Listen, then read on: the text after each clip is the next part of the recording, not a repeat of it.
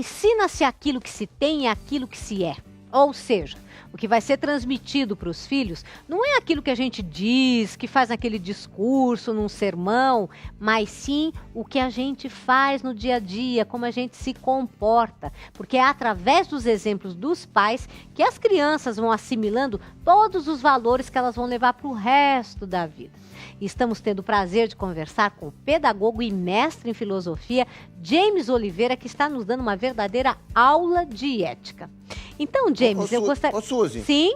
Você não está sendo ética, eu tô com a mão levantada aqui. Desculpe, não foi nada de ser antiética, não. É que eu não vi, não vi. Professor sua James, vez, pode falar. O seguinte, e você acha que hoje em dia os filhos estão passando por um problema dos pais, mais ou menos, dos filhos perderem a referência, que os pais fazem alguma coisa errada, dizem uma coisa e fazem outra, tá certo? E aí isso não causa uma confusão assim na cabeça das crianças, que elas não sabem mais o que é certo e o que é errado?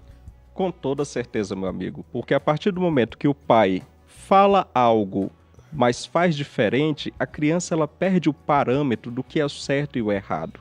E mais tarde a criança tende a repetir o exemplo do pai, porque afinal de contas ela perdeu essa referência. E uma coisa que eu queria lhe perguntar é, e quando ou o pai ou a mãe, enfim, alguém está tendo uma atitude inadequada, uma atitude antiética, e algum parente viu aquela atitude, às vezes não pode corrigir ali na hora, não é, porque a situação é delicada, é válido esta pessoa que percebeu o erro do outro, uma conduta antiética, chamar a criança em separado e explicar claramente para a criança, olha, o seu pai bebeu, não poderia ter bebido, ele xingou tal pessoa no volante, não deveria ter feito, isto é uma atitude errada, você não deve repetir. É válido ter esse tipo de atitude, de corrigir, mostrar para a criança que percebeu o erro do outro e que tem uma maneira certa de agir? Suzy, não só é válido, como é fundamental, é necessário. Porque aí a criança ela vai aprender. Quer dizer, ela passou por essa experiência, aconteceu o fato, o pai não foi coerente com o que deveria ter sido, com aquilo que ele estava ensinando para o seu filho. A mãe, ou quem sabe um parente mais próximo, percebeu aquilo e chama a criança para conversar, para um diálogo. Agora, tem que ser um diálogo honesto. Quer dizer, falar para a criança, seu pai naquele momento, naquela ocasião, não foi coerente. Não estou querendo dizer que você agora vai dizer para a criança que seu pai não é coerente. É diferente. Naquela situação é pontual. E em cima disso levar a criança a refletir, mostrando. Porque muitas vezes nós pensamos, e de uma forma equivocada, que a criança ela não apreende essas coisas, ela não percebe. E é comum a gente escutar isso. É só uma criança, não preciso falar, eu não preciso explicar. Aí que mora o perigo e aí que está o erro.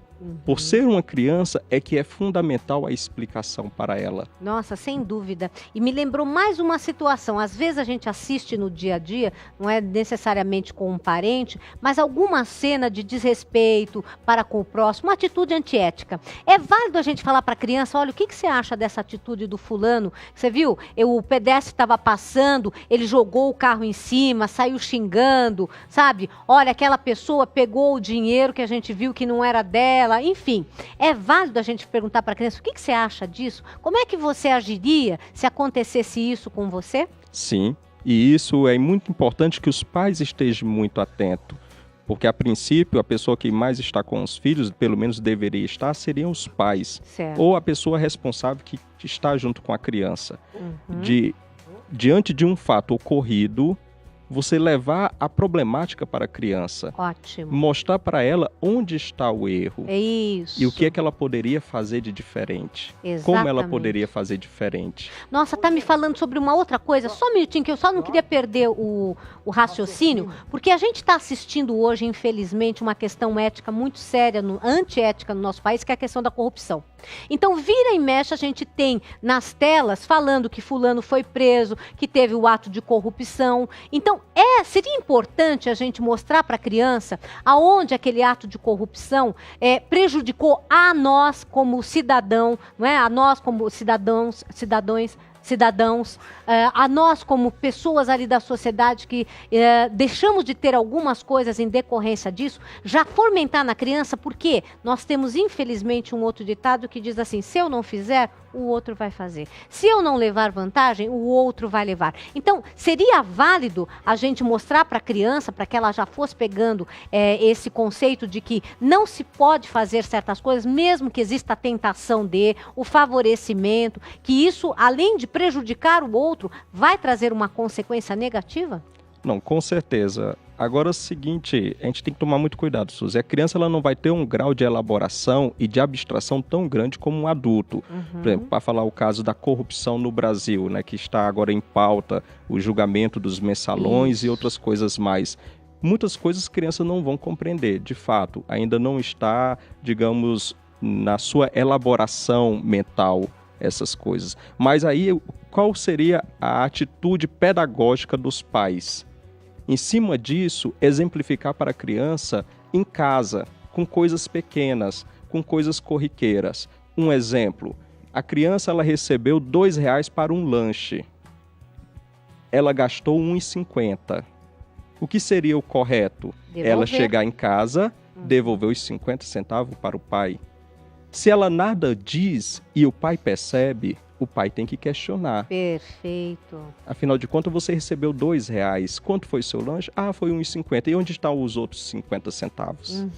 Aonde estão? Então, quer dizer, com esses pequenos exemplos, a criança ela vai começar a assimilar que ela não pode ficar com aquilo que não lhe pertence. É verdade. Perfeito. Ô, Desculpa, Dennis, pode falar, Marcinho. Uma coisa assim que eu vejo assim, muito comum no Brasil, em diversos países, é que muitos pais que acabam sendo muito radical com os filhos, né? Muitos, na verdade, eles excessivamente eles castigam. Daí o filho, na verdade, ele acaba agindo de forma errada quando fica adolescente, né? Tipo assim, roubando, fazendo coisas erradas. O pai fala assim, poxa, mas eu fui tão severo com esse menino, por que esse menino partiu por esse caminho? Será que essa pedagogia é errada? E nessa mesma linha, tem os pais que fazem o contrário, né, Marcinho? Deixa O pai que tudo. deixa tudo e fala assim, nossa, mas o meu filho tinha tudo, por que ele saiu tão errado? Onde foi que eu errei? No excesso ou no desleixo? No caso, nos dois é raro, né? Quer dizer, os extremos são os piores parâmetros para nós podermos avaliar uma educação. Porque, geralmente, quando o pai dá tudo, é porque o pai é ausente. Então, falta as referências paternas e maternas. Para suprir isso, ele enche as crianças de presente, de objetos, pensando que aquilo vai suprir a importância da figura dos pais na educação do filho. E no outro caso, às vezes, pais muito presentes, mas extremamente severo, que trabalha através do não, da repressão, e isso vai trabalhar dentro da consciência da criança esse instinto de, eu vou fazer isso, por quê? Porque senão eu vou apanhar. Mas amanhã, quando tiver a possibilidade de fazer, porque eu não vou mais apanhar, eu faço. Certo. Então ela não aprendeu a fazer o certo. Ela faz o certo com medo da punição. Mas não como o aprendizado mesmo, né, dos benefícios de agir adequadamente. E como é que a gente pode ajudar as crianças a desenvolverem esse senso ético?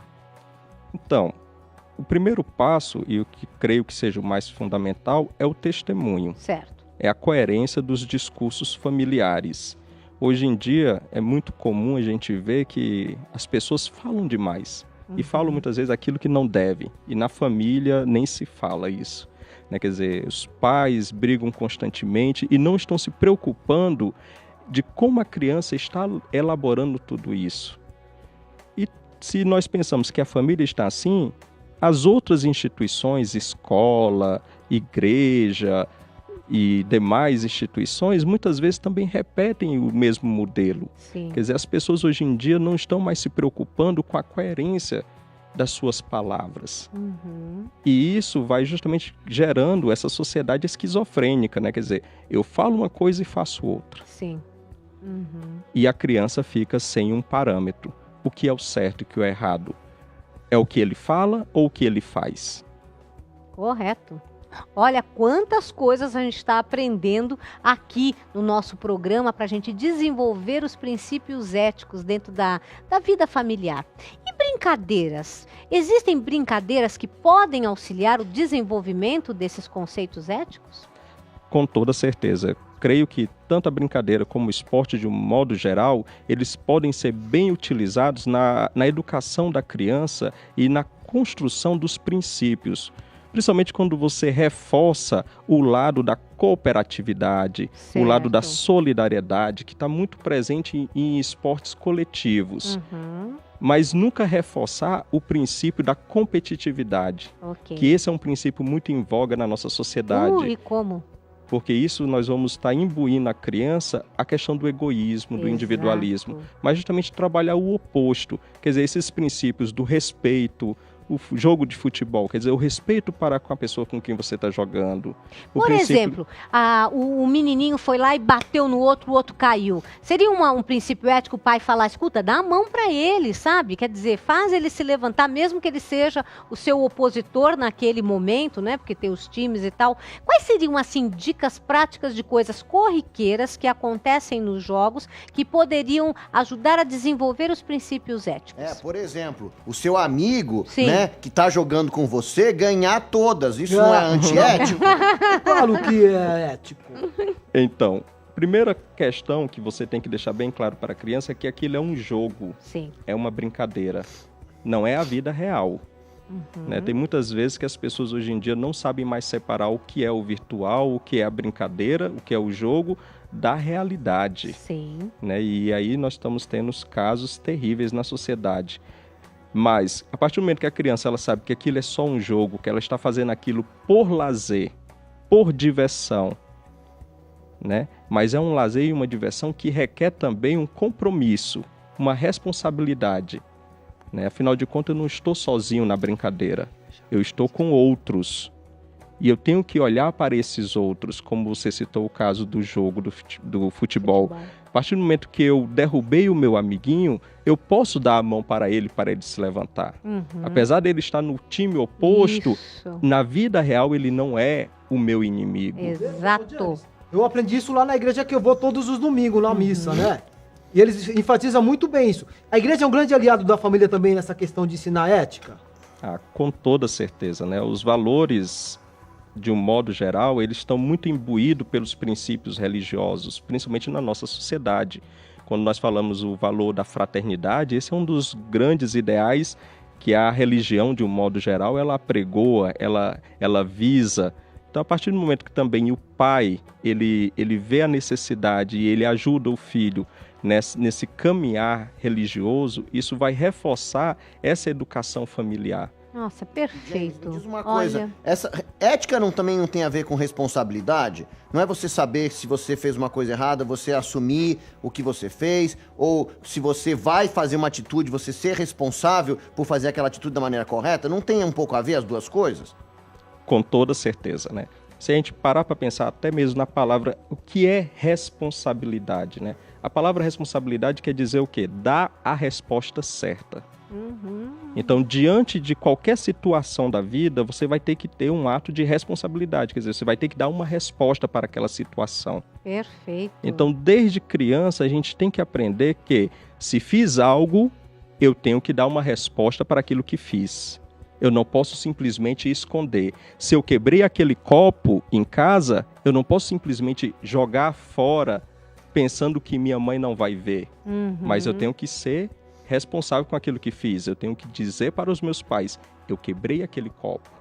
Agora, um dos agravantes que muitas vezes a criança ela tende a omitir e até mesmo a mentir é porque ela sabe que se ela falar, o pai vai castigar. Exato. Então nós não podemos associar, né, a honestidade da criança, quer dizer, se ela falou a verdade, com o castigo. Muito pelo contrário. Olha, tivemos uma aula maravilhosa. Você adorou essa entrevista, não adorou? Então você pode assistir de novo. É só acessar o nosso site. Você pode assistir essa entrevista de programas anteriores também. O www.paulinas.org.br. É isso mesmo. E lá você vai ter novamente todas essas explicações para melhorar cada vez mais a qualidade de vida dentro da família. James, eu quero lhe agradecer imensamente. Muito obrigada pela sua participação. Eu que agradeço, Suzy, e até uma próxima oportunidade. Com certeza, porque temos muito a discutir. Agora a gente vai rapidinho para o intervalo e nós voltamos já já com essa parte do voluntariado. Como faz bem a gente ser ético e ajudar os outros? Você não pode perder. A gente vai rapidinho para o intervalo e voltamos já já.